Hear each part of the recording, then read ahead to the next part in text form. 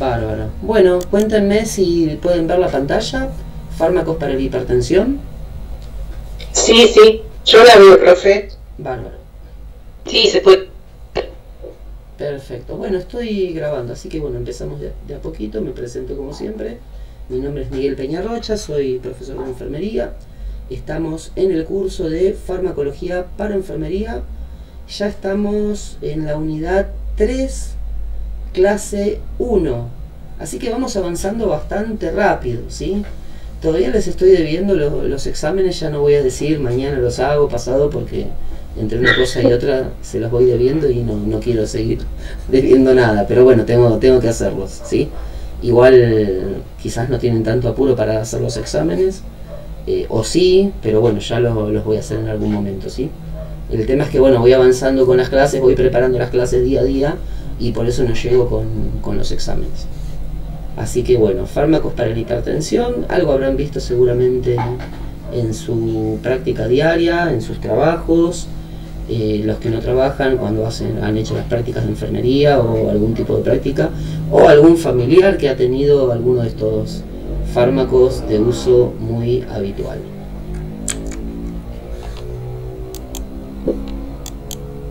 Voy a tratar de agrandar la pantalla. Ustedes díganme si se ve, ¿sí? Así grande. Por ejemplo, ahí está. Enfermedad cardiovascular, ¿no?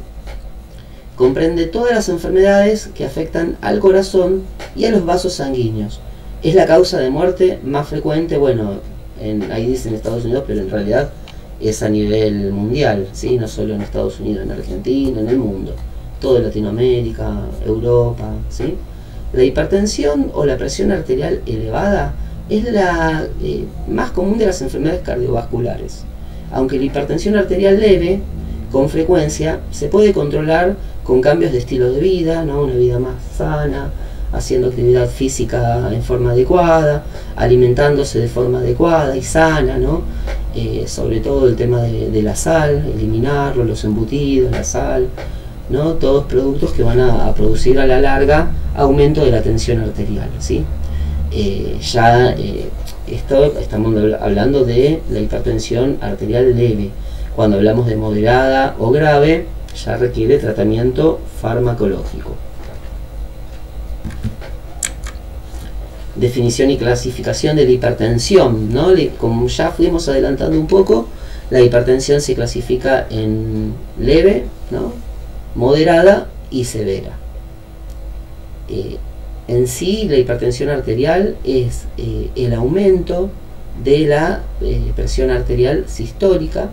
Raramente se hace un diagnóstico de hipertensión arterial crónica basada solo en una medición. ¿Vieron cuando muchas veces nos llegan personas que no, me mandó el médico a que me realice control de la tensión arterial 2 o 3 veces al día durante un tiempo determinado, muchas veces es una semana, y vamos registrando día a día este control que le hacemos a la persona con los valores que nos va dando el tensiómetro. A partir de ahí hacemos este registro, esta persona lleva este registro al médico y ahí es donde, si se detecta varias veces registros de hipertensión arterial, estaríamos hablando de un diagnóstico de hipertensión arterial que lo va a diagnosticar el médico después de observar nuestros registros. Un paciente tiene hipertensión arterial cuando después de repetidas mediciones se encuentra una tensión arterial mayor a 140 milímetros de mercurio. Esa es la sistólica, o una diastólica superior a 90 milímetros de mercurio. Clasificación y tratamiento de la hipertensión en adultos. Y ahí tenemos, ¿no?, la normal, menos de 120 la sistólica y menos de 80 la diastólica. En este caso, modificación en el estilo de vida. Vamos a fomentar que se modifique el estilo de vida, como habíamos dicho, una dieta sana, ¿sí? Tratar de que no ingiera alimentos con sodio, ¿sí? Bueno, no solo eso, ¿no? También una dieta rica en fibras, verduras, carne en forma adecuada, ¿sí? No excesiva. Después tenemos, bueno, la clasificación prehipertensión, hipertensión estadio 1 e hipertensión estadio 2. La prehipertensión sería entre 120 y 139 la sistólica, entre 80 a 89 la diastólica, y también, ¿no?, modificación en el estilo de vida. Sí, tendrían todas, tiene que haber una modificación en el estilo de vida. Tratamiento farmacológico inicial en situación de compromiso, sin situación de compromiso y con situación de compromiso. No hay tratamiento antihipertensivo, no se indica en una primera instancia que cuando no hay una situación de compromiso real para la vida de la persona. Con situación de compromiso, medicamentos para la situación de compromiso, sería un nivel inicial. Hipertensión estadio 1, 140 a 159 de sistólica y 90 a 99 de diastólica. También tiene que haber una modificación en el estilo de vida. Si no hay compromiso, ya se pueden administrar diuréticos tipo tiazida, y bueno, a partir de ahí ir viendo qué es lo que va ocurriendo. Con situación con compromiso, medicamentos para situación de compromiso, otros fármacos antihipertensivos, y ahí entrarían diuréticos, entre otros, ¿no? Después hipertensión estadio 2, que es mayor a 160 la sistólica, o mayor o igual a 100 la diastólica. Y también, ¿no?, se combinan otros medicamentos, ¿no?, como diuréticos tipo tiazida y ECA también. Después vamos a ir viendo, igual no quiero meterme mucho en eso, porque después lo vamos a ir viendo a lo largo de la clase, los distintos tipos de fármacos antihipertensivos. Bien, la presión arterial, un viaje a través de la vida, ¿no? Un poco contando qué es lo que ocurre, casi como un cuento, ¿no? Qué es lo que va ocurriendo con la tensión arterial a lo largo de la vida, cómo se va modificando, ¿no? Cuando somos niños, que es más baja, cuando somos jóvenes, adolescentes, ¿no? Y después cómo a lo largo del tiempo nuestras arterias van sufriendo los cambios de la vida, los déficits en cuanto a una alimentación no adecuada, ¿sí? Y bueno, las complicaciones de la vida, que nos va llevando a empezar a aumentar nuestra tensión arterial durante un tiempo determinado hasta lograr llegar a la hipertensión arterial. La idea no es llegar a eso, pero siempre está el riesgo. La presión arterial cambia a lo largo de la vida, aumentando de forma continua y gradual, desde la infancia hasta la edad adulta. Los valores que a una determinada edad se consideran una presión arterial normal pueden considerarse anormales en una persona de más edad o más joven. ¿Sí? Por eso decíamos, ¿no? Hay que ver, por ejemplo, no sé, 130, que para una persona, no sé, de 60 años no estaría tan fuera de la normalidad. Para una persona de 20 años ya sería un indicio a considerar de hipertensión arterial.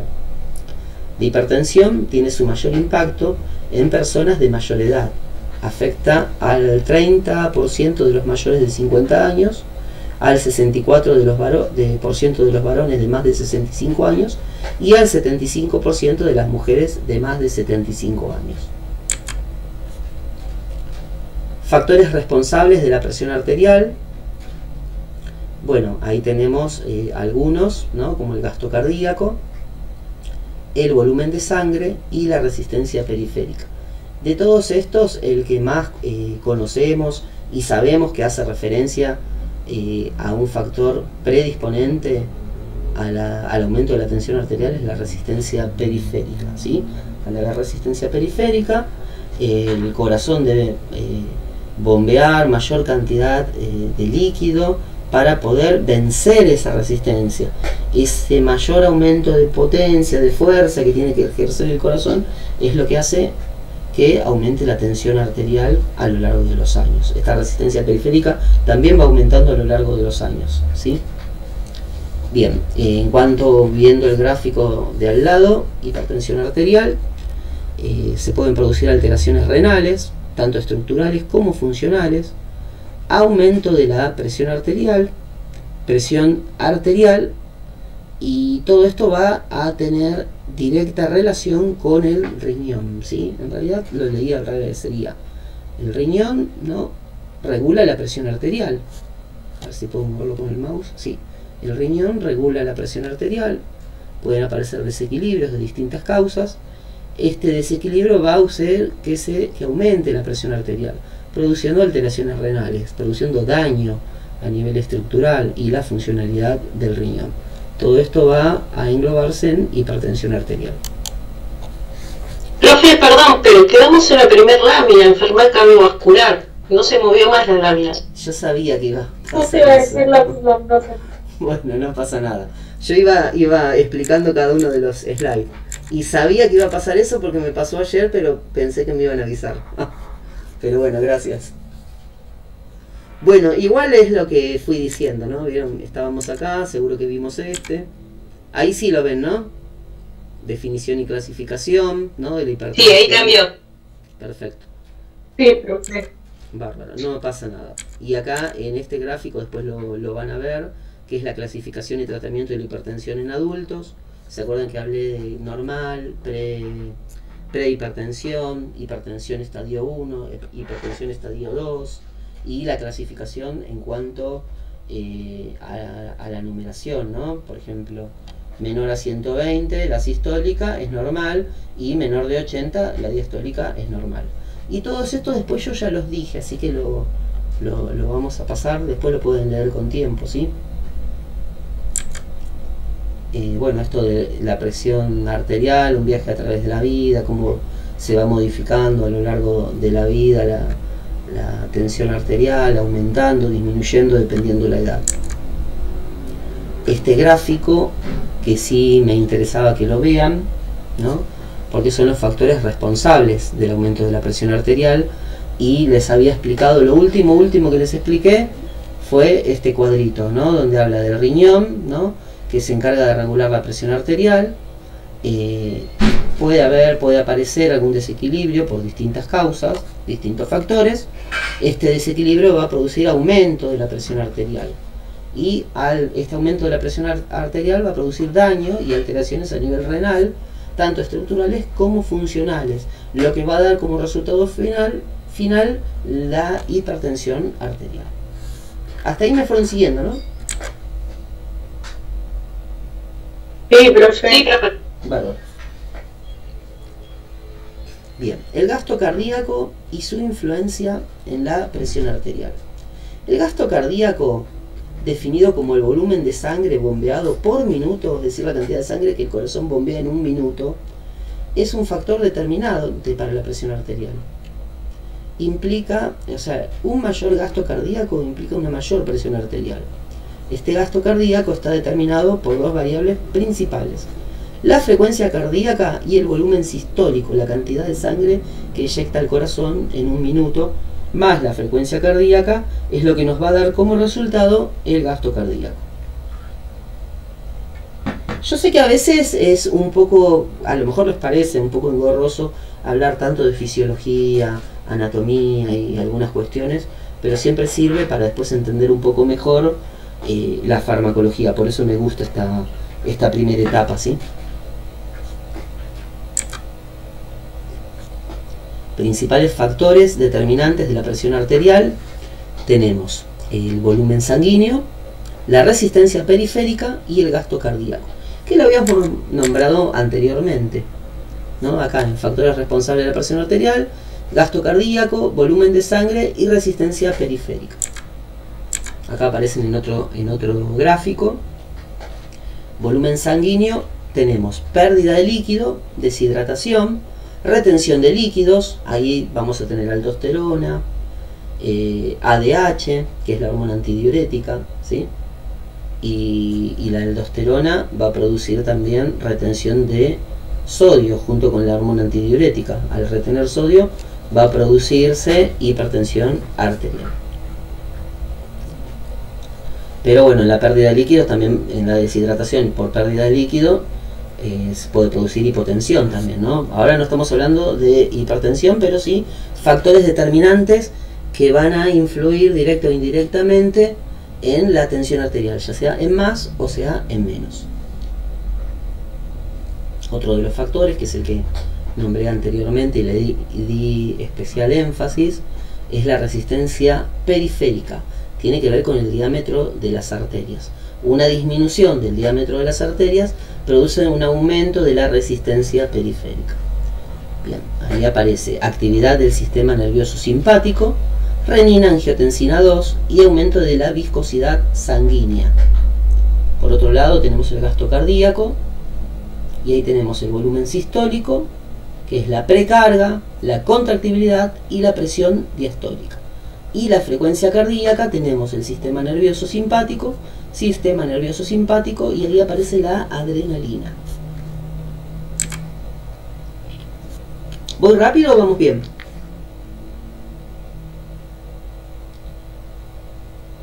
Vamos bien, profe. Bien, muy bien. Bárbaro, buenísimo. No quiero ir tampoco a las corridas. Sé que son muchos temas, pero bueno, los vamos viendo despacito. Regulación fisiológica de la presión arterial, ¿no? Acá tenemos presión arterial, fíjense, por un lado el gasto cardíaco y por el otro lado la resistencia periférica. Es criterio del cuerpo, que el cuerpo mantenga la presión arterial dentro de un rango normal y que tenga la capacidad de cambiar la tensión de forma rápida y segura en función de las actividades diarias, como el sueño y el ejercicio. La hipotensión puede ocasionar mareo y falta de formación adecuada de orina, mientras que la hipertensión extrema puede producir rotura de los vasos sanguíneos o restringir el flujo sanguíneo en órganos esenciales para la vida.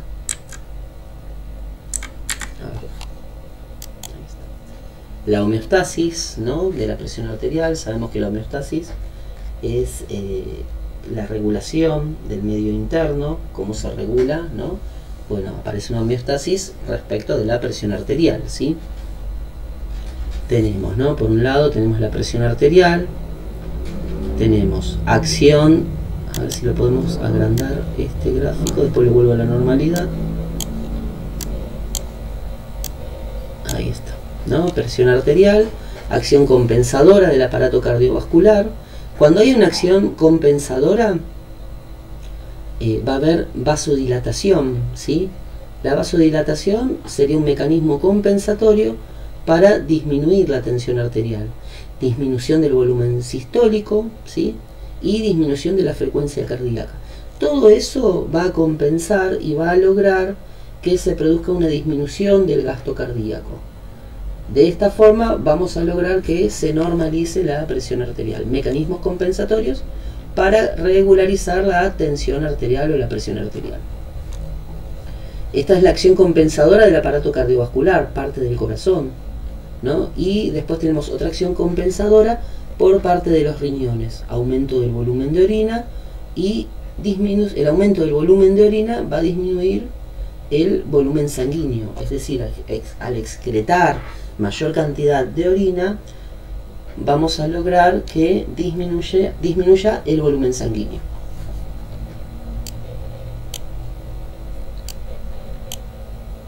Ahí quiero volverlo a la normalidad. Perfecto. Regulación nerviosa de la presión arterial. La presión arterial está finamente regulada por la interacción entre el sistema nervioso central y el sistema nervioso autónomo. Ya habíamos visto algo de esto en alguna de las clases pasadas, no sé si lo recuerdan. Bien, el cerebro vasomotor, un grupo de neuronas localizadas en el bulbo raquídeo, juega un papel crucial en esta regulación. Este centro envía señales nerviosas a las arterias. De esta forma se va a controlar la relajación o contracción del músculo liso arterial.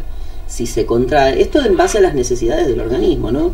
Si se contrae el músculo liso arterial, ¿qué va a pasar? Va a pasar un aumento de la tensión arterial. Si se relaja, va a haber disminución de la tensión arterial. Después, ¿no?, la contracción o vasoconstricción eleva la presión arterial, mientras que la relajación o vasodilatación la disminuye, lo que habíamos dicho hace un rato. Específicamente, las señales simpáticas provienen del centro vasomotor. Es decir, lo simpático, la señal del sistema simpático va a aumentar la presión arterial y el parasimpático va a disminuir, porque actúa directamente sobre el gasto cardíaco, la frecuencia cardíaca, ¿sí? El volumen minuto. Bien, regulación de la presión arterial, el rol de los vasoreceptores y quimiorreceptores. Los vasoreceptores, ubicados en la aorta y en la arteria carótida interna, actúan como sensores de presión arterial, proporcionando información al centro vasomotor. Simultáneamente, los quimiorreceptores, acuérdense, en vasoreceptores por un lado, quimiorreceptores por otros lados, que están localizados y monitorean los niveles de oxígeno y de dióxido de carbono, el pH sanguíneo también. Esta información integrada permite al centro vasomotor regular la presión arterial.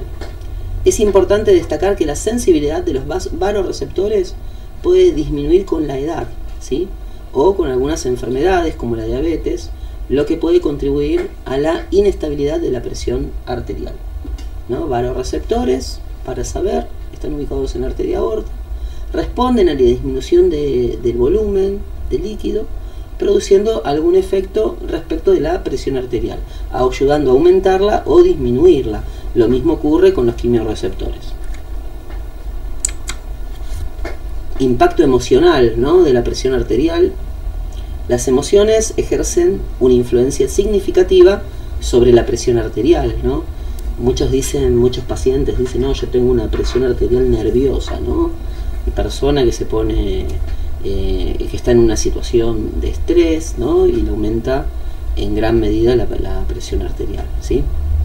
El estrés, bueno, la ira, todo eso puede aumentar aumento de la tensión arterial. Influencia hormonal y farmacológica en la presión arterial. Bien, la presión arterial experimenta fluctuaciones, es decir, cambios, ¿no?, que tienen que ver, que tienen que están influenciados directamente por algunas hormonas, ¿sí? O sustancias también. No sé, pueden tener algún tipo de impacto, ¿no?, sobre la presión arterial, y ahí aparece un ejemplo como la administración de epinefrina o norepinefrina. Causa un aumento inmediato y pronunciado de la presión arterial.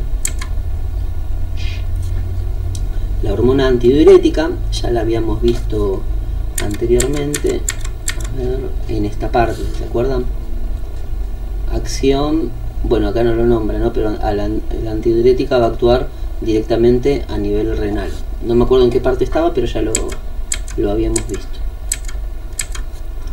Bien, la hormona antidiurética, también conocida como vasopresina, actúa como un potente vasoconstrictor, elevando la presión arterial tanto por vasoconstricción directa como por aumento del volumen sanguíneo.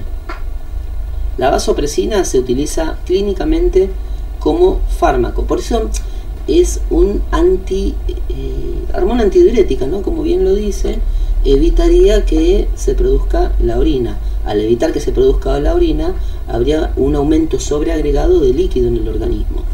Si encima le agregamos líquido, bueno, estamos como complicando un poco la situación del paciente, sobre todo si ese líquido es solución fisiológica, cloruro de sodio al 0,9%. Bien, el sistema renina-angiotensina, crucial en la fisiopatología e incluso en el tratamiento farmacológico de la hipertensión arterial. Después vamos a hablar de este tema, pero el sistema renina-angiotensina, ¿sí? La hipertensión arterial es un desafío que tiene que ver con múltiples factores, ¿no? Es una enfermedad compleja, la hipertensión arterial, afecta a millones de personas en todo el mundo, como lo habíamos dicho. Hay una combinación de factores genéticos, ambientales, aunque muchas veces no se logra identificar la causa específica de la misma. Esta forma de hipertensión, conocida como hipertensión primaria, idiopática o esencial, representa el 90% de los casos. Este 12 hay que borrarlo.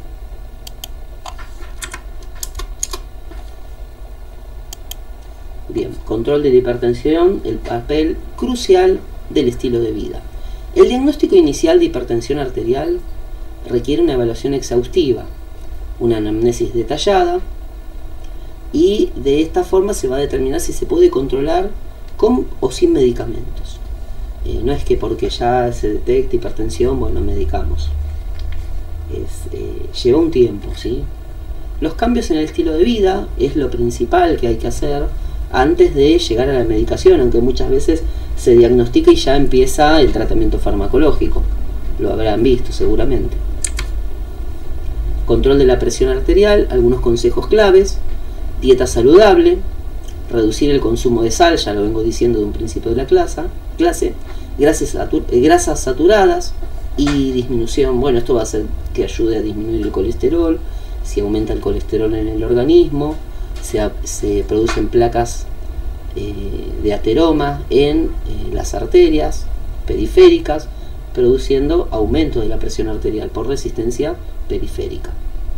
Actividad física también, dentro de las recomendaciones: realizar ejercicios aeróbicos, caminar, trotar, nadar. El peso, mantener el peso saludable, limitar el consumo de alcohol, dejar de fumar y evitar las situaciones estresantes. A veces, profe, los pacientes piensan que el hecho de que comen sal, por ejemplo, y después dicen, no, me tomo un poquito más de la pastilla y ya está, ya lo regulo con eso. Hay mucha gente que tiene eso metido en la cabeza, como que se puede hacer eso. Claro, sí, y es una falsa creencia, ¿no? A veces son mitos que la gente piensa que porque tiene un medicamento y el medicamento es mágico. No lo había escuchado hasta que lo dijo usted con el paciente hipertenso. Quizás no conozco tantas personas hipertensas que hagan uso incorrecto de los medicamentos. Sí, más escuchado lo tengo con el paciente diabético, seguramente ustedes también, ¿no?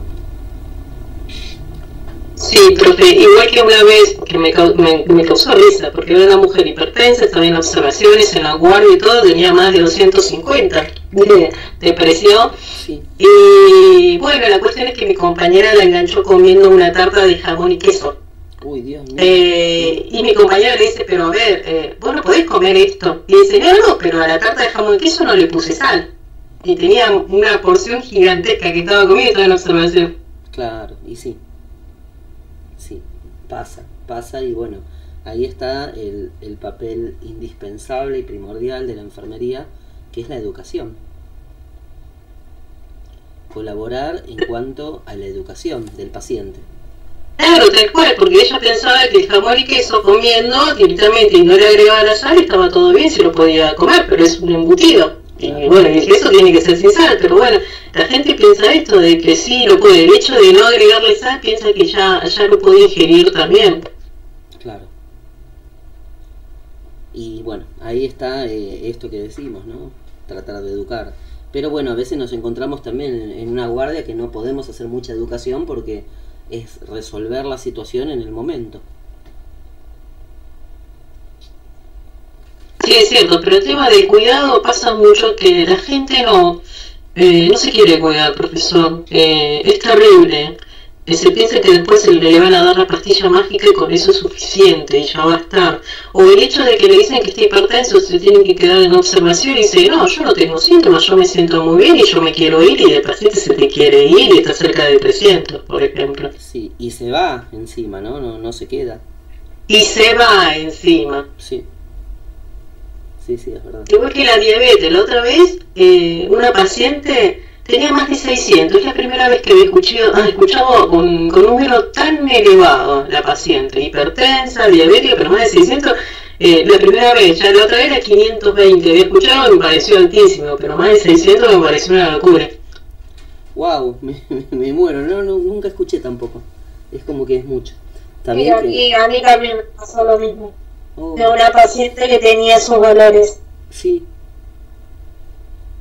Bueno, impresionante. La verdad que sí. Lo que pasa es que, bueno, estuve mucho tiempo también trabajando en pediatría y a lo mejor me perdí algunas cosas del mundo del adulto. Porque eso se ve muy en el adulto.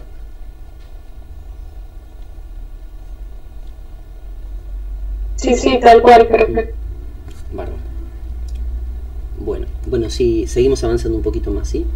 Factores que influyen en la selección del tratamiento antihipertensivo. El objetivo del tratamiento antihipertensivo es reducir la morbilidad y la mortalidad asociadas a la hipertensión arterial crónica. Sabemos que hay complicaciones que van a producir a lo largo de los años un paciente con hipertensión crónica. Bien, tratamiento de la hipertensión, un enfoque personalizado. Esto del enfoque personalizado tiene que ver con esta cuestión de no es siempre el tratamiento del paciente, bueno, soy hipertenso y viene otro, no, porque me subió un día la presión arterial y ya se intercambian medicamentos. Puede ocurrir eso, ¿sí? Pero bueno, por eso mismo es personalizado y tiene que tener una indicación médica acorde a la realidad de cada uno, ¿sí? No solo la indicación médica, sino también un seguimiento constante y continuo. Bien, el tratamiento farmacológico es un proceso complejo que se adapta a las necesidades individuales de cada paciente. No existe una solución única, ya que la respuesta a los medicamentos varía ampliamente. Tiene que ver con una cuestión ambiental, genética, es multifactorial, como lo habíamos visto un poco anteriormente en esta clase, ¿sí? Hablábamos de factores, de situaciones multifactoriales que van a producir el aumento o la ocurrencia de la enfermedad en un grupo familiar. Después, si mal no recuerdo, hablamos un poquito de los distintos grupos sociales, étnicos, con mayor riesgo de generar hipertensión arterial.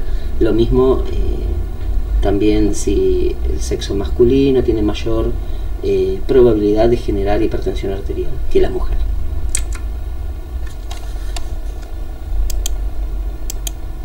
Bien, factores que influyen en la elección del tratamiento.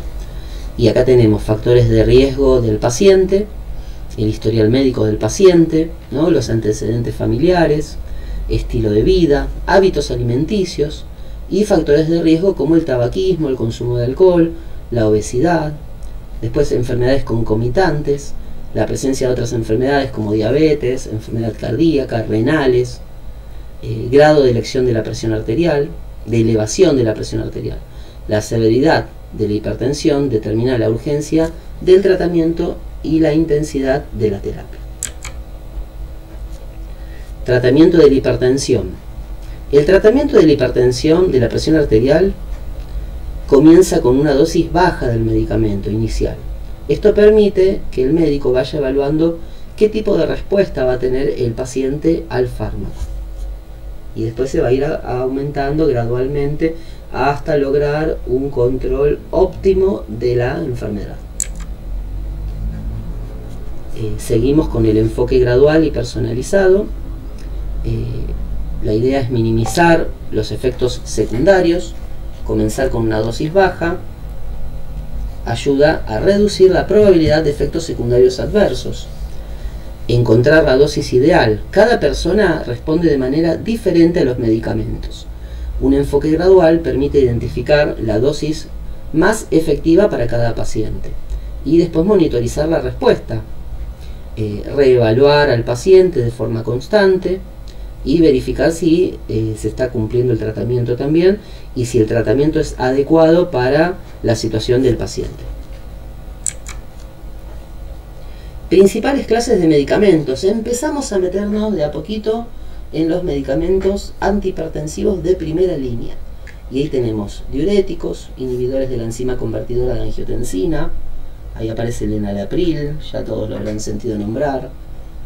Bloqueantes de receptores de angiotensina 2. Antagonistas beta-adrenérgicos y bloqueantes de los canales de calcio. Todavía no los nombramos, pero bueno, empezamos un poco a vislumbrar de qué va la cosa, ¿no? Los diuréticos, medicamentos que ayudan a eliminar el exceso de líquido y sal, ¿no? Como por ejemplo la furosemida, ¿no? Que elimina líquido y elimina sal también, ¿sí? Inhibidores de la enzima convertidora de angiotensina, bloquean la producción de angiotensina 2, ahí aparecería el enalapril. bloqueantes de receptores de angiotensina 2, bueno, bloquean la acción de la angiotensina 2, antagonistas beta-adrenérgicos, bloquean la acción de las hormonas del estrés en el corazón, y bloqueantes de los canales de calcio, relajan el músculo al no producirse acción sobre el músculo cardíaco. Y bueno, acá llegamos a seguimos avanzando ahora con los diuréticos.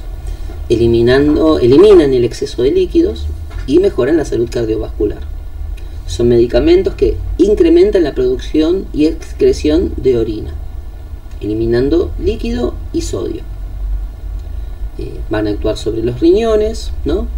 Y son ampliamente utilizados para la hipertensión arterial y para la insuficiencia cardíaca congestiva. Al disminuir el líquido en el cuerpo, en el organismo, va a evitar que se produzca la insuficiencia cardíaca congestiva.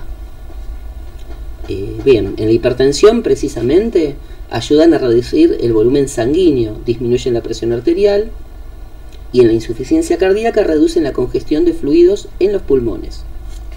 Hay diferentes tipos de diuréticos. Bien, desde su introducción en la década de 1950 se introdujeron a la salud, ¿no? A los cuidados de salud, este fármaco que es el diurético, a partir de la década de 1950. A ver, bueno, vamos a seguir avanzando. Consideraciones de enfermería. La función de los profesionales de enfermería en el tratamiento con diuréticos incluye un control continuo de la situación del paciente y proporcionar la formación relacionada con el medicamento prescripto. Vamos a formar, informar, educar al paciente, ¿sí? Vamos a ayudar también a valorar la función renal, si está funcionando adecuadamente los riñones, si se produce anuria, poliuria, ¿sí? Alguna alteración que pueda llegar a tener que ver directamente con el uso de los diuréticos a nivel renal, ¿no? Bien, los diuréticos ocasionan una disminución del volumen de sangre por eliminación de líquidos, ¿sí? Pueden producir inestabilidad hemodinámica también. A ver, lo voy a agrandar un poquito, espero que cuéntenme si lo ven. Si no lo ven, yo igual se los leo ahora y después de última lo ven ustedes, ¿sí? Pero ahí aparece la espironolactona. Siempre voy a hablar mayormente de los fármacos más habituales, ¿no? Pero bueno, acá está la espironolactona, ¿sí? Como más conocido, que después lo vamos a ver como fármaco prototípico. Amilorida también, que no es tan conocido. Triamtereno tampoco es tan conocido.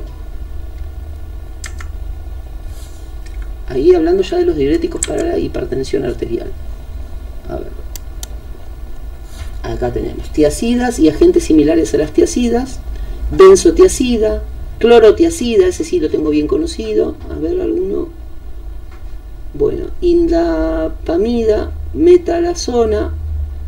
No sé si los conocen o los tienen de nombre. La benzotiacida yo sí, la clorotiacida yo sí. El resto no tanto. Pero bueno, son diuréticos. En cada uno habla la dosis y el efecto adverso que se puede producir. Fíjense acá en forma general, hipopotasemia intensa. ¿Por qué? Porque elimina sodio líquido, pero también arrastra potasio, ¿sí? Entonces se puede producir hipopotasemia, depresión de electrolitos, deshidratación, hipotensión, hiponatremia, hiperglucemia, pero por hemodilución. ¿Esto lo están viendo lo que estoy hablando y no llegan a ver nada? Se ve muy chiquitito, profe, si lo puedo poner un poquito más grande. Ah, usted que está en el celular. No, está en la compu, ¿no? Sí, profe, la compu, pero no se ve. Sí. No sé cómo agrandarlo, porque lo tengo al máximo. Bueno, igual se los voy leyendo y después lo ven cuando tengan el PDF de última, ¿sí? Y acá aparece los diuréticos de Lassa. El más conocido es la furosemida, ¿sí? También aparece en el libro, en el manual que yo les voy a estar compartiendo en el capítulo, en la página 336 como fármaco prototípico. No me acuerdo si lo tengo acá ahora, seguramente lo voy a hablar también. Y ahí cierro. Y este sí se ve, ¿no? El 31, fármaco prototípico, hidroclorotiazida. Sí, ese sí se ve. Perfecto. Acciones y usos, precauciones de administración, farmacocinética, efectos adversos, contraindicaciones, interacciones y tratamiento de sobredosis. Ahora vamos a ir viendo cada uno de estos puntos. Si alguien escribe en el chat, avísenme, porque no, a veces no vieron que no lo veo, no me llega eso. O cualquier cosa también pueden escribir en el WhatsApp y los voy leyendo más fácil que tengo el celular a mano. Perfecto. Bien, acciones y usos de la clorotiazida. Bien, es el diurético más ampliamente prescrito en el tratamiento de la hipertensión arterial. Su eficacia se manifiesta en una reducción de la presión arterial de entre 10 y 20 milímetros de mercurio. Bien, precauciones a la hora de administrar. Administre el diurético a primera hora del día para evitar la nicturia, ¿sí? Recuerden nicturia, que es, para los que no lo recuerdan, ¿no? Es las micciones frecuentes durante el horario nocturno, produciendo alteraciones a nivel sueño, ¿sí? Es categoría B dentro de los fármacos del embarazo, es decir, que no va a producir muchos efectos adversos a nivel embrionario y fetal, aunque nunca es recomendado ningún fármaco en realidad, pero bueno, no produciría tantos efectos adversos, no quiere decir que no los produzca. Farmacocinética, inicio de acción 2 horas, pico de acción 4 horas, vida media 5,6 a 14 horas, 14,8 horas. Duración del efecto 45 a 120 minutos. Efectos adversos. Entre los efectos adversos más frecuentes se encuentran los desequilibrios hidroelectrolíticos por pérdida de volumen de líquido. Al eliminar líquido, acuérdense que elimina sodio, elimina potasio, ¿sí? Bien, la hipopotasemia es relevante ya que suele ir acompañada de la pérdida de sodio, o sea, puede haber hipocalemia o hipopotasemia, que es lo mismo, e hiponatremia también. Recuerden que la hipopotasemia puede producir alteraciones a nivel cardíaco, por eso es importante tener en cuenta la valoración de la frecuencia cardíaca, ¿sí? Del ritmo, de la intensidad, ¿sí? Y tendrá que estar conectado a un monitor multiparamétrico este paciente. Igual no nos metemos mucho en ese tema, pero bueno, es porque estamos más en fármaco que en otro tema, pero a tener en cuenta algunos cuidados de enfermería. Contraindicaciones incluyen la anuria, o sea, cuando un paciente no tiene anuria, estaría contraindicado, y en la hipersensibilidad previa a las tiazidas o las sulfanamidas. Lo que se debe saber sobre las interacciones de la hidroclorotiazida. Ahí no figura hidroclorotiazida, pero está, a ver si se los puedo escribir así les queda. Hidroclorotiazida, ahí está. Perfecto. Bien, la hidroclorotiazida puede interactuar con varios fármacos, modificando su eficacia o aumentando el riesgo de efectos adversos. Puede, por ejemplo, con antihipertensivos, con anticoagulantes, con colestirinamida y colestipol, con los AINES, con los corticoides, con la digoxina y con el litio. Con cada uno va a producir distintos tipos de efectos, ¿sí? Con la hidroclorotiazida puede interactuar, no sé si ven, creo que no se ve nada acá, ¿no? En este apenas veo yo con la compu que tengo pantalla grande, pero igual lo agrando, lo amplío un poquito por si lo llegan a ver, ¿sí? Con la hidroclorotiazida, con los antihipertensivos, el efecto combinado puede ser aditivo o sinérgico. ¿Se acuerdan cuando es un efecto sinérgico que tiene que ver, o aditivo, que aumenta el efecto de un fármaco? Si, por ejemplo, si administro 2 fármacos antihipertensivos, la función principal del fármaco, ¿cuál es? Disminuir la tensión arterial. Si administro 2 fármacos antihipertensivos, ¿qué voy a lograr? Que disminuya demasiado la presión arterial, produciendo hipotensión severa, a veces de carácter irreversible. Entonces, si administro un antihipertensivo y un diurético, voy a disminuir la presión arterial. peligrosamente posiblemente, no lo sabemos. Pero bueno, es un riesgo que tenemos que tener en cuenta cuando se utiliza hidroclorotiazida con algún otro antihipertensivo. Con anticoagulantes, o bueno, sulfonilureas o hipoglucemiantes, incluida la insulina, puede reducir la eficacia de este medicamento. Con la colestirinamina disminuye la absorción de hidroclorotiazida, y si reduce la absorción va a reducir la eficacia. Con los AINES aumenta el riesgo de daño renal. Con los corticosteroides, con la anfotericina B, incrementan la pérdida de potasio, produciendo una disminución aún mayor del potasio, produciéndose hipopotasemia o hipocalemia. Con la digoxina, la hipopotasemia inducida por la hidroclorotiazida puede potenciar la toxicidad de la digoxina. Y con el litio, disminuye la excreción de litio, aumentando el riesgo de toxicidad también. Voy a disminuir por si no vemos. Tratamiento de la sobredosis. En caso de sobredosis, el tratamiento se enfoca en la reposición de los electrolitos perdidos. ¿Sí? Cuando hay sobredosis va a perder sodio, va a perder potasio, cloro. ¿Sí? Entonces se tratan de magnesio también, de reponer estos electrolitos. ¿Sí? Se administran soluciones intravenosas que contienen los electrolitos y se realiza terapia de rehidratación, ¿sí? Para prevenir la deshidratación. Bien, consulta, estamos a mitad de las presentaciones. ¿Quieren descansar un ratito, 5 minutos y volvemos, o seguimos nomás?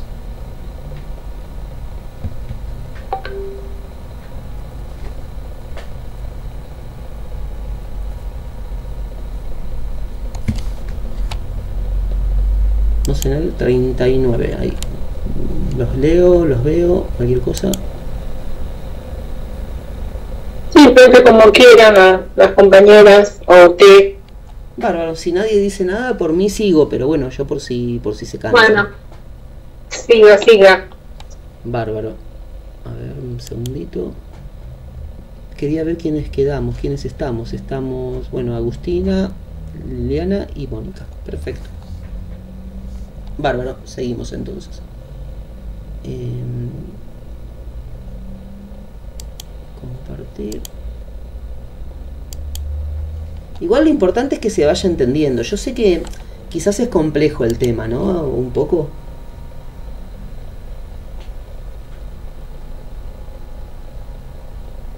Sí, profe, pero se entiende muy bien igual. Ah, bárbaro, perfecto. Sí, veo que igualmente, por más que hay cosas complejas, después uno, si quiere, bueno, cualquiera, ¿no? Lo puede ir buscando y cualquier cosa me preguntan y lo vamos charlando, ¿sí? Así que bueno, vamos avanzando entonces. Tratamiento de la hipertensión con bloqueantes de los canales de calcio.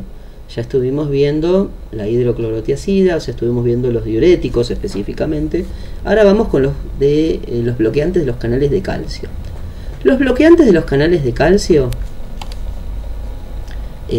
vamos a usar esta sigla siempre, BCC. Cuando dice BCC, bloqueante de canal de calcio. Son un grupo de fármacos utilizados en el tratamiento de la angina de pecho, las arritmias cardíacas y la hipertensión arterial. Su uso en el tratamiento de la hipertensión arterial surgió a partir de la observación de una reducción de la presión arterial como efecto secundario en pacientes con angina tratados con bloqueantes de los canales de calcio. Esto en los principios de la década de 1980. Entonces, paciente que tenía angina de pecho, ¿no?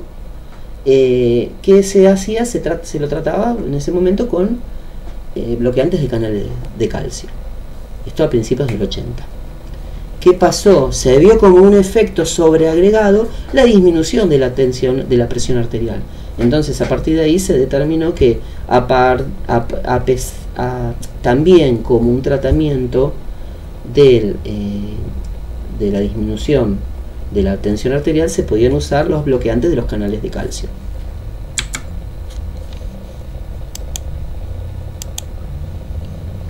A ver, este sí lo voy a agrandar porque es de los cuadritos chiquitos. Ahí está. Espero que se vean, si no igual se los leo y después de cualquier cosa lo leen después cuando tengan el PDF, ¿sí? Bien, bloqueantes de los canales de calcio. Tenemos fármaco selectivo en los vasos sanguíneos y por el otro lado los fármacos no selectivos. Los selectivos, que son bastante conocidos, al menos estos dos que les voy a nombrar yo, la amlodipina, muy conocido, y la nifedipina. Entre medio hay otros dos, yo no los tengo vistos ni conocidos, pero existen y son parte de los fármacos selectivos. Bien, de los selectivos vamos a hablar precisamente de la amlodipina.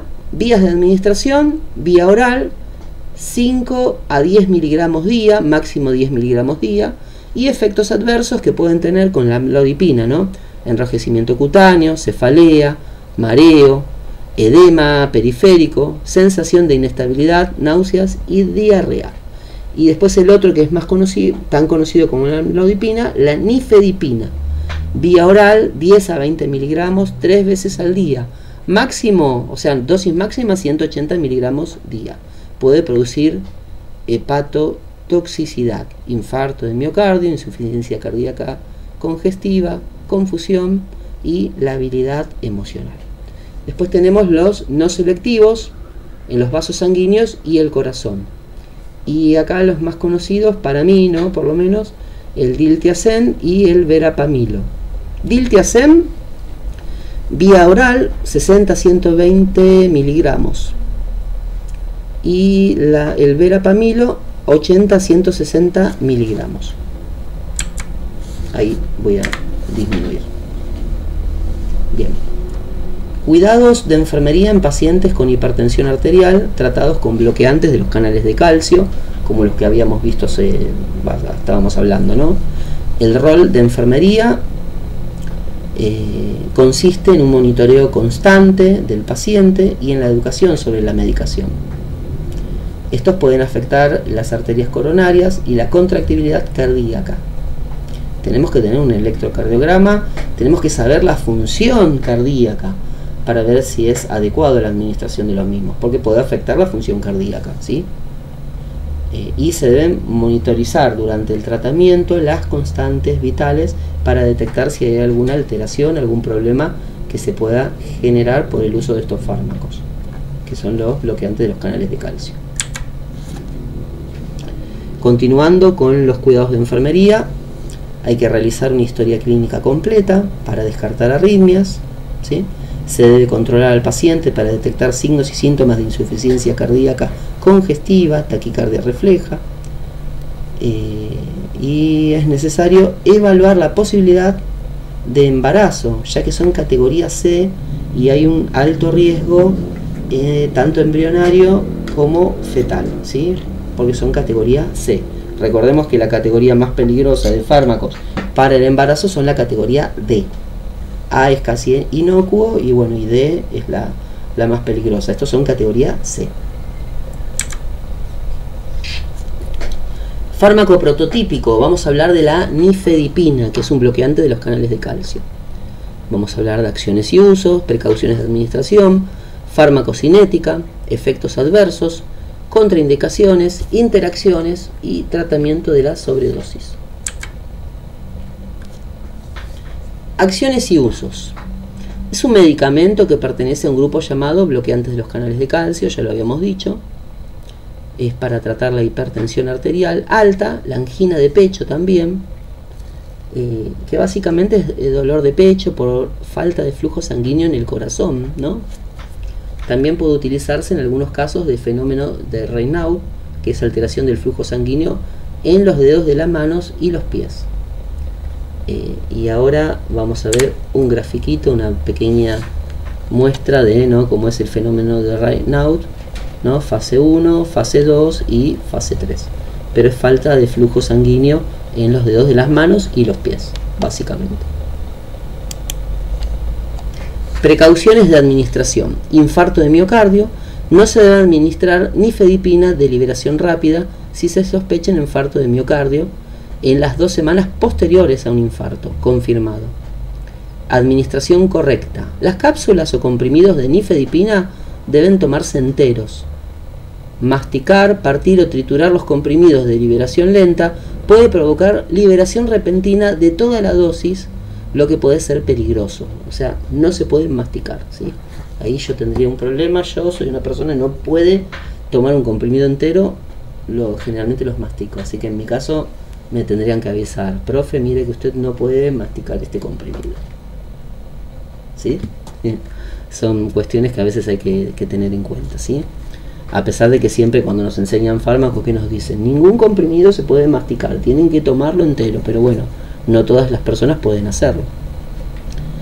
Es categoría C, creo que ya lo habíamos dicho, ¿no? La mayoría de los fármacos bloqueantes de calcio son categoría C para el embarazo, así que estarían prácticamente contraindicados. Hay que descartar que esté embarazada la persona. Farmacocinética, inicio de acción 10 a 30 minutos la vía oral, el pico de acción 30 minutos, la vida media 2 a 5 horas y la duración del efecto 4 a 8 horas. Y en el caso de liberación lenta, 24 horas la duración del efecto. Efectos adversos, la mayoría de los efectos secundarios son leves y están relacionados con la dilatación de los vasos sanguíneos.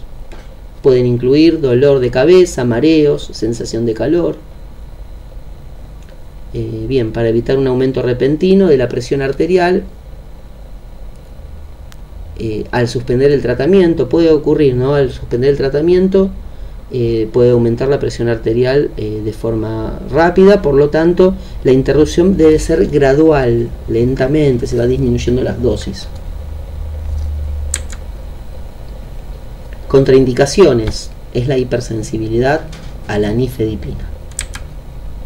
Interacciones de la nifedipina: pueden interactuar con otros medicamentos, interacciones con pruebas de laboratorio e interacciones con alimentos y suplementos. Ahora vamos a ir viendo cada uno, ¿no? Interacciones con otros medicamentos. Bien. Tomar nifedipina junto con otros medicamentos para bajar la presión arterial puede causar una bajada excesiva de la presión arterial, sobre todo si lo estamos tomando con otros fármacos antihipertensivos, con diuréticos, ¿sí? Beta bloqueantes. La combinación de nifedipina con beta bloqueantes aumenta el riesgo de insuficiencia cardíaca. Con digoxina puede ser tóxico, ¿no? Porque puede producir aumento de los niveles de digoxina, lo que puede producir intoxicación por digoxina. Y con alcohol intensifica el efecto vasodilatador de la nifedipina, y ahí vamos a tener riesgo de mareos, desmayos, síncope, ¿sí? Y una bajada súbita de la tensión arterial.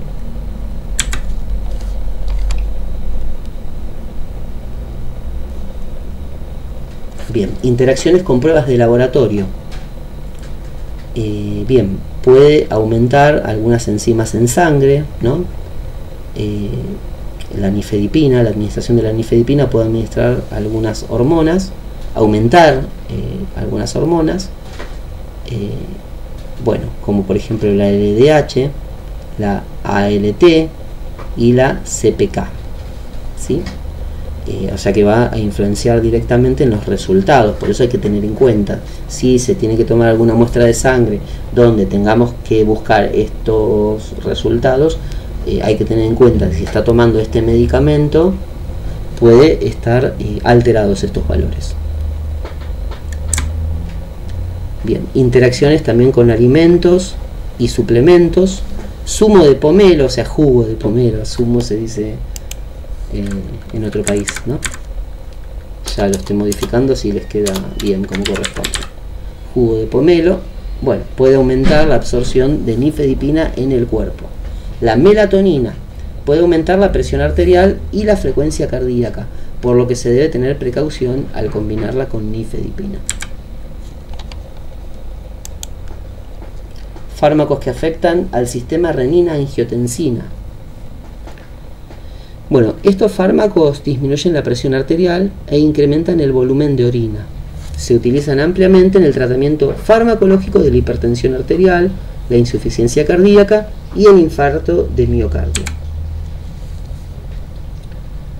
Bien, control de la presión arterial, inhibidores de la ECA, de la enzima convertidora ECA, ¿no? Enzima convertidora de angiotensina, y bloqueantes de los receptores de la angiotensina.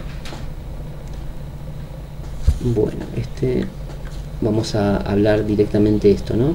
En resumen, la angiotensina 2 aumenta la presión arterial de dos maneras: estrechando directamente los vasos sanguíneos, estrechando es decir, haciendo vasoconstricción, ¿no? Y aumenta la retención de agua, ¿sí?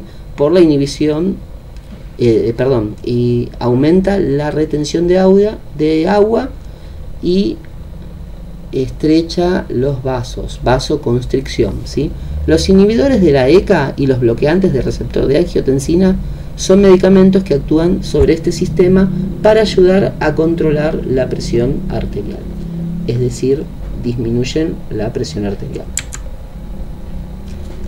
Creo que ni yo lo veo, lo voy a tratar de agrandar, espero que lo puedan ver cuando tengan el PDF, ahí se ve pero apenas, porque este mecanismo,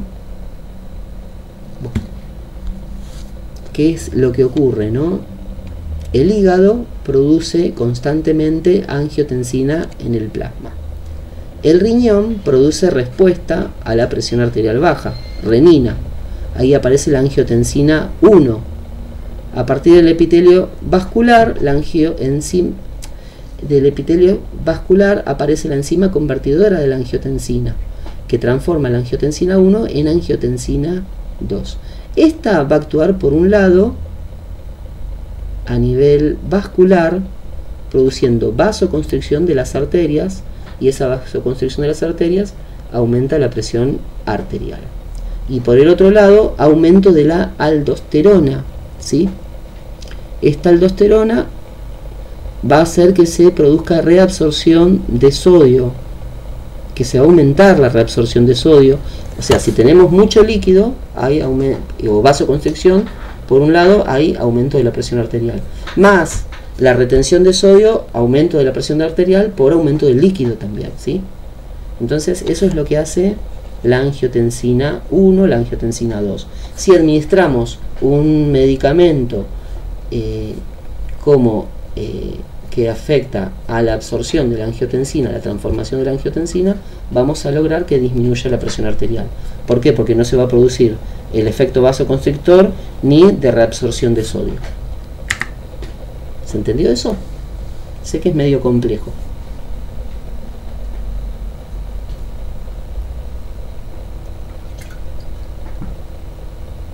Sí, profe. Bárbaro. Cualquier cosa igual me dicen. Igual después voy a tratar de cuando... Sí, ¿iba a decir algo, Lili?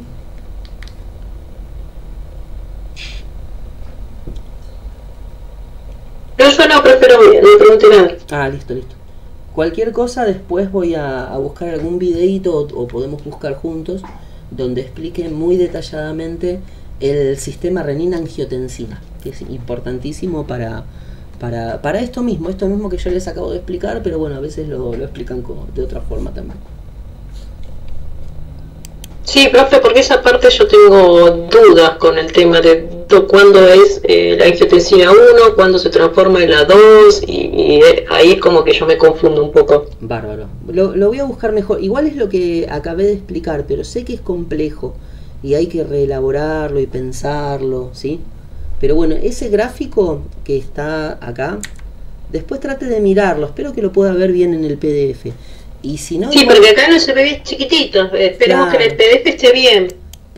Está bien porque es un gráfico de buena calidad, yo lo agrandé ahí y también se ve chiquito. Que hasta para mí tengo que acercar mucho la vista y poder mirarlo para poder explicarlo, ¿sí?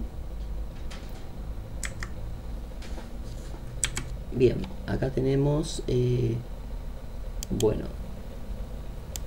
a ver un segundito ahí está. Inhibidores de la enzima convertidora de angiotensina y bloqueantes de receptor de angiotensina 2 para el tratamiento de la hipertensión arterial. Claro, porque básicamente la angiotensina 1 se transforma en angiotensina 2 y eso es lo que va a producir alteración a nivel vascular, produciendo vasoconstricción y por el otro lado reteniendo sodio. Si yo evito que se produzca la angiotensina 2, no va a haber efecto a nivel vascular como vasoconstricción, es decir, va a haber vasodilatación y no va a haber retención de sodio. Entonces, al no haber retención de sodio, el líquido se va a excretar normalmente por la orina. Por eso debemos inhibir la angiotensina 2 a través de los fármacos que se llaman ECA. Y ahí tenemos, ahí sí aparece como el estandarte de los fármacos ECA, el enalapril, ¿sí? Ese seguramente lo han sentido nombrar millones de veces, ¿sí? Bien, inhibidores de ECA, por un lado, les nombro algunos, pero nos vamos a detener en el principal, que es el enalapril. Benacepril, captopril, fonisopril, todos terminan con pril. Linisopril, hasta ahí yo los tengo conocidos, principalmente el enalapril, vamos a detenernos en este. Vía oral, 5-40 miligramos en una sola dosis, dividida en 2 dosis, máximo 40 miligramos día. Puede producir insuficiencia renal aguda y angioedema.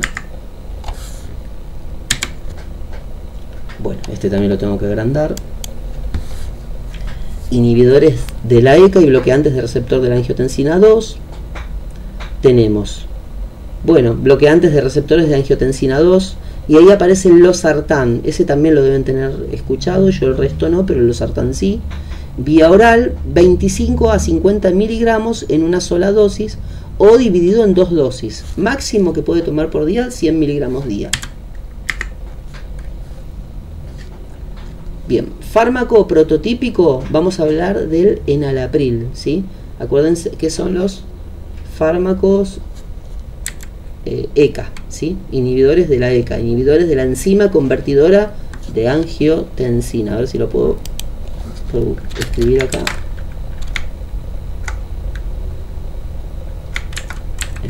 Enzima convertidora de angiotensina.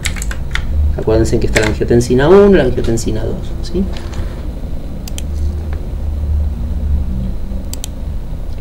Bien, vamos a ver acciones y uso, precauciones de administración, farmacocinética, efectos adversos, contraindicaciones, interacciones y tratamiento de la sobredosis. Acciones y usos. El enalapril es un medicamento comúnmente usado para la presión arterial, para la hipertensión arterial. Tiene una duración prolongada, lo que permite tomarlo 1 o 2 veces al día. Se encuentra disponible en comprimidos. Funciona reduciendo los niveles de angiotensina 2 y aldosterona. Estas dos sustancias, tanto la angiotensina 2 como la aldosterona, elevan la presión arterial.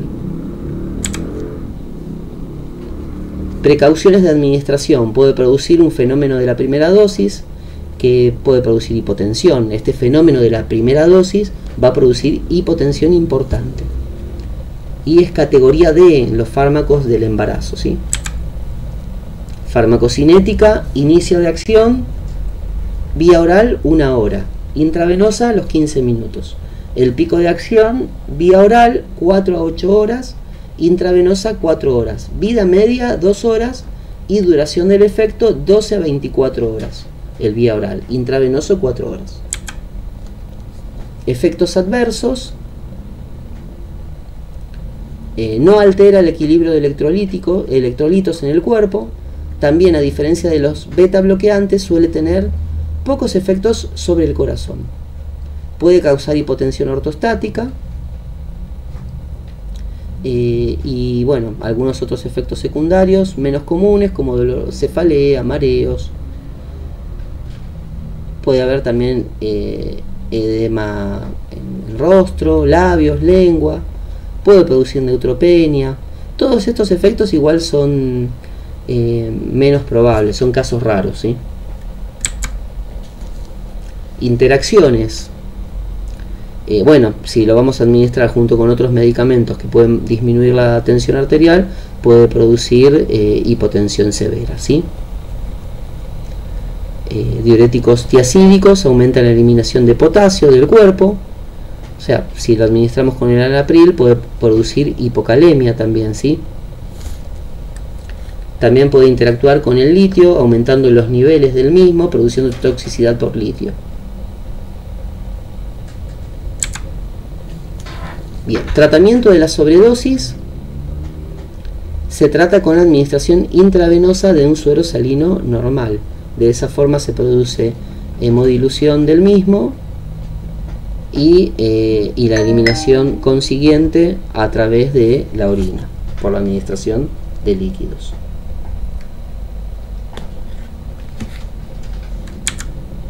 Bien, control de la presión arterial, el papel de los antagonistas adrenérgicos. Ahí ya nos vamos metiendo de a poquito en otros fármacos, ¿sí? Los antagonistas adrenérgicos. El sistema nervioso autónomo controla las funciones corporales involuntarias, incluyendo la frecuencia cardíaca, la presión arterial y la respiración. La parte del sistema nervioso llamado simpático prepara el cuerpo para situaciones de lucha o huida. Acuérdense, aumenta la frecuencia cardíaca, el volumen sistólico, ¿sí? Contrae los vasos cardíacos también. Bien, a ver. Existen medicamentos que bajan la presión arterial al afectar el sistema nervioso simpático, ¿sí? El sistema nervioso simpático estimula, el parasimpático disminuye esas funciones, ¿sí? Y acá tenemos estos fármacos, pueden ser, o sea, van a producir bloqueo en los receptores beta 1 del corazón, disminuyendo la frecuencia cardíaca, bloqueando los receptores alfa 1, relaja los vasos sanguíneos, disminuyendo la resistencia, ¿no? Bloqueando a los receptores alfa 1 como a los beta. Estos medicamentos combinan los efectos de los dos tipos anteriores de fármacos. Estimulan los receptores alfa 2, que reduce la actividad del sistema nervioso simpático, y pueden bloquear las neuronas adrenérgicas. Esto va a reducir la liberación de sustancias que provocan el estrechamiento o la vasoconstricción, mejor dicho. A ver, lo voy a aumentar un poquito. Agonistas adrenérgicos para el tratamiento de la hipertensión arterial, y acá les nombro el más conocido o algunos, el atenolol. Acuérdense, agonistas adrenérgicos, ¿sí? Atenolol, bisoprolol, metoprolol, propanolol, timolol. Los más conocidos: atenolol, bisoprolol y propanolol. Vamos con el atenolol. 25 a 50 miligramos día, la dosis máxima 100 miligramos día. Efectos adversos: cansancio, insomnio, somnolencia, impotencia o libido disminuida, bradicardia y confusión. Ya falta poquito, ¿no? Ya están cansadas, ¿no? Más o menos.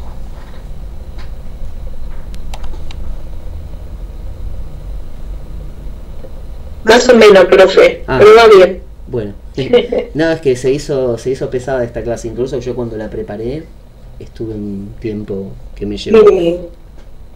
Es bastante información. Sí, es un montón. Te dice, es un montón. Ya tienen que empezar a estudiar esta parte, porque no me va a quedar. Hay cosas que me cuestan. Y sí.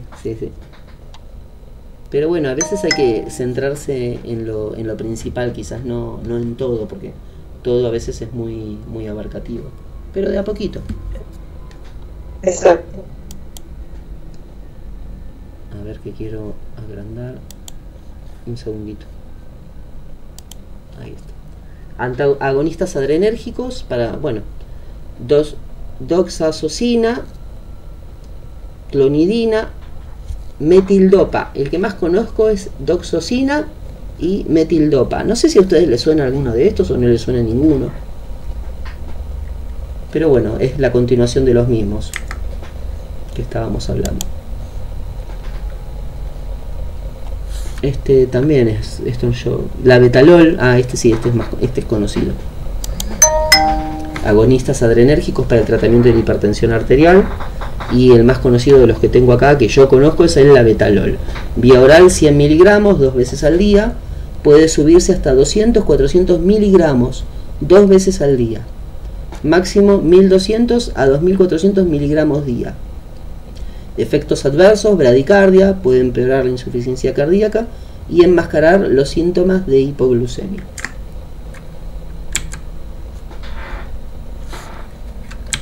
Bien, Ahora vamos con el fármaco prototípico. Doxazocina es un bloqueante alfa-1 adrenérgico. Vamos a hablar de acciones y usos, precauciones de administración, farmacocinética, efectos adversos, interacciones.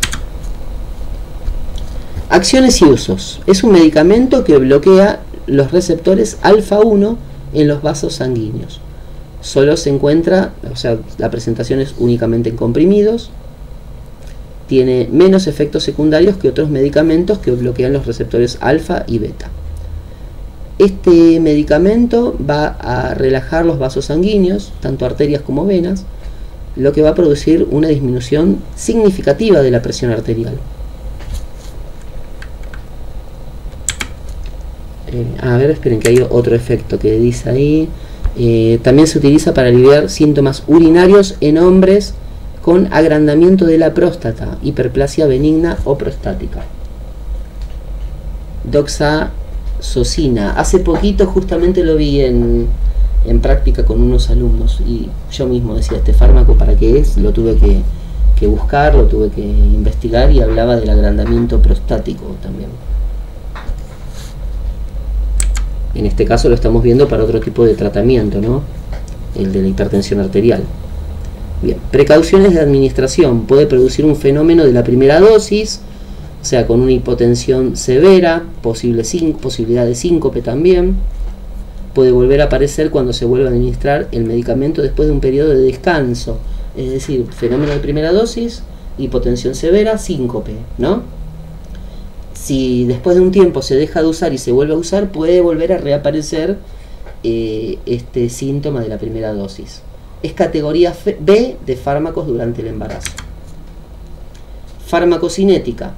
Inicio de acción 2 horas. Pico de acción 2 a 6 horas. Vida media 9 a 12 horas. Duración del efecto 24 horas. Efectos adversos. Bueno, puede haber una disminución de la presión arterial al ponerse de pie, es la hipotensión ortostática. Bien, esta reacción puede disminuir con el uso continuo del medicamento, pero pueden haber mareos, cefalea. Bien, no suelen ser graves estos efectos. Interacciones con otros agentes antihipertensivos tiene un efecto aditivo, es decir, disminuye la presión arterial demasiado. Puede producir hipotensión severa y síncope. Bien, muchas gracias. Hasta acá terminamos la clase de hoy. Ahí está. Bueno, hasta acá la clase de hoy. Hoy quizás les resultó un poco pesada la clase, eran muchos power. Fue una clase larga. Muchos conceptos, mucho contenido, pero bueno, la idea esto no es que se sufra, sino que se disfrute, que se vaya viendo de a poquito, ¿sí? Después con el tiempo, cuando lo vayan leyendo, bueno, van a ir comprendiendo algunas cosas y otras quizás les vayan surgiendo dudas. A partir de las dudas que les vayan surgiendo, me van diciendo, nos vamos escribiendo, ¿sí? Podemos ir también comentando o interactuando en el grupo de WhatsApp si así lo desean.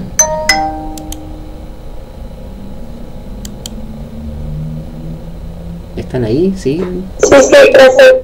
Bárbaro. Sí, profe. Bueno, a mí me cuesta, como le digo yo, cuando pasa de la angiotensina 1 a la 2 y ahí me empiezo a confundir cuál es para cuál y cuál era el que ahorraba potasio y cuál era el que no ahorraba potasio. Es como que esa parte, bueno, tengo que estudiarla bastante para tenerla bien clara. Sí, quizás haya que leer un poco y empezar un poco a repasar más que nada.